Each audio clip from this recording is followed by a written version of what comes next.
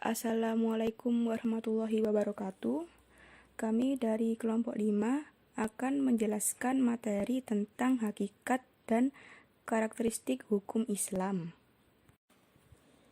Pada slide kedua ini, kami sudah menampilkan peta konsep mengenai apa yang akan kita bahas pada pertemuan kali ini. Untuk materi hakikat hukum Islam akan saya jelaskan, sedangkan materi karakteristik hukum Islam akan dijelaskan oleh rekan saya, yaitu Ruhi Safiri Rama.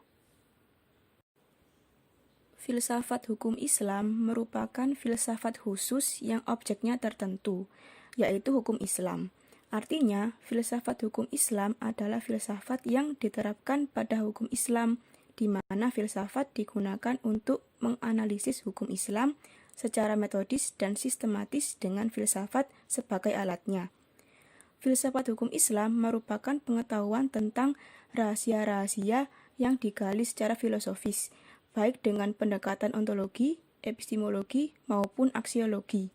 Dengan menggunakan filsafat sebagai alat analisis, layaknya filsafat pada umumnya yang tidak lepas dari 3 komponen, yaitu ontologi, epistemologi, dan aksiologi. Ontologi adalah salah satu pengetahuan yang dibahas oleh filsafat hukum Islam, di mana ontologi adalah pengetahuan tentang hakikat. Objek telaah dari ontologi adalah sesuatu yang ada. Dengan demikian, ontologi membahas tentang hakikat sesuatu. Dalam konteks hukum, ontologi hukum merupakan penelitian tentang hakikat dari hukum.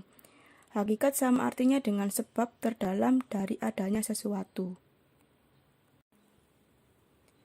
Hukum Islam disebut dengan berbagai nama yang masing-masing nama tersebut menggambarkan ciri dan karakteristik tertentu. Dengan memahami nama-nama tersebut, kemudian bisa diketahui apa itu hakikat atau ontologi hukum Islam. Nama-nama yang dimaksud adalah syariah, fikih, dan hukum Islam. Yang pertama, syariah. Syariah merupakan ketentuan-ketentuan universal yang terdapat dalam teks atau nas Al-Quran dan Sunnah. Dengan demikian, syariah adalah kewenangan ilahi yang di dalamnya tidak ada intervensi manusia. Dari sini, yang membuat syariah adalah Allah Subhanahu wa Ta'ala. Yang kedua, fikih. Fikih merupakan pemahaman yang dihasilkan oleh pemikiran manusia mengenai syariat dan sunnah. Intervensi manusia dalam fikih berwujud dalam nalar atau akal seorang mujtahid. Artinya, ketika seorang mujtahid mendialogkan syariah yang terdapat dalam teks-teks Al-Quran dan Sunnah ke dalam realitas yang hidup yang dihadapinya. Yang ketiga, hukum Islam. Dalam bahasa Arab, hukum berasal dari kata hakamah yang secara harfiah mempunyai arti keputusan, ketetapan, peraturan, ketentuan, perintah, dekrit, dan norma atau tolak ukur untuk menilai tingkah laku atau perbuatan manusia dan benda. Jika hukum dihubungkan dengan Islam, maka hukum Islam adalah seperangkat peraturan berdasarkan wahyu Allah dan sunnah Rasul tentang tingkah laku manusia mukallaf yang diakui dan diyakini berlaku mengikat untuk semua umat beragama Islam. Dari ketiga konsep di atas, sebenarnya ada 3 unsur yang bermain dalam hukum Islam, yaitu teks sebagai perwujudan dari wahyu Tuhan, akal atau nalar dari seorang mujtahid, serta realitas yang hidup yang dihadapi, di mana hukum itu akan diterapkan. Hukum Islam tidak lain adalah perpaduan wahyu Tuhan dan pemikiran manusia di dalamnya. Akal manusia ketika dihadapkan dengan realitas yang hidup, yang berbeda dengan realitas yang dihadapi oleh Nabi, akan berusaha mendialogkan itu dengan ketentuan-ketentuan dari teks atau nas. Dari penjelasan di atas, bisa disimpulkan bahwa ontologi atau hakikat dari hukum Islam adalah interrelasi antara teks atau nas, akal atau ra'yu, dan realitas yang hidup atau wako'i. Materi selanjutnya adalah tentang karakteristik hukum Islam. Adapun beberapa karakteristik dari hukum Islam yaitu sempurna, fleksibel, universal dan dinamis, sistematis, serta ta'akuli dan ta'abudi. Untuk lebih jelasnya, materi ini akan disampaikan oleh Ruhi Safiri Rama. Baik, untuk kali ini saya akan jelaskan mengenai sifat dan karakteristik hukum Islam. Jadi sifat yang pertama dari hukum Islam itu sendiri ialah sempurna. Maknanya bahwa syariat yang diturunkan oleh Allah ini akan selalu sesuai dengan situasi dan kondisi dimanapun dan kapanpun.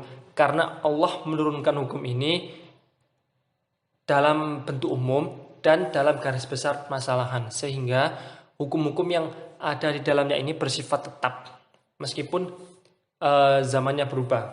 Yang kedua ialah fleksibel. Ada beberapa hukum yang qot'i sehingga tidak ada pintu ijtihad di dalamnya. Artinya hukumnya ini sudah dari sananya, tidak bisa dirubah. Akan tetapi ada hukum-hukum yang bisa berubah sesuai dengan perkembangan zaman. Artinya ini fleksibel, bahwa hukum Islam itu bisa berubah sesuai dengan perkembangan zaman.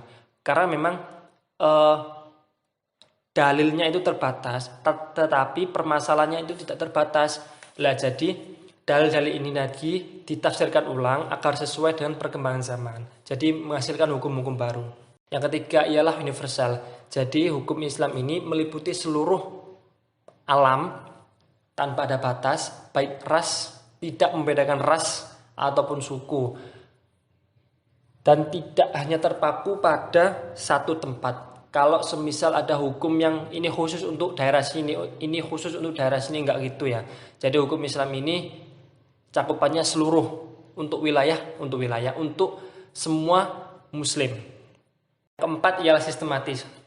Maksud dari sistematis ini ialah hukum Islam itu dari satu ajaran ke ajaran yang lain itu saling berhubungan, saling berkesesuaian. Contoh saja di dalam Al-Quran, wa aqimus shalah wa atuz zakat. Jadi Allah tidak hanya menyuruh kita untuk beribadah kepadanya, akan tapi kita juga harus bisa bermuamalah dengan baik. Itu. Kelima ialah ta'akuli dan ta'abudi. Untuk yang ta'abudi ini ibadah murni kepada Allah. Jadi tidak ada pintu ijtihad di dalamnya. Yang kedua ialah ta'akuli. Ta'akuli ini bisa dikatakan muamalah sehingga hukum-hukum yang ada di dalamnya ini bisa berubah.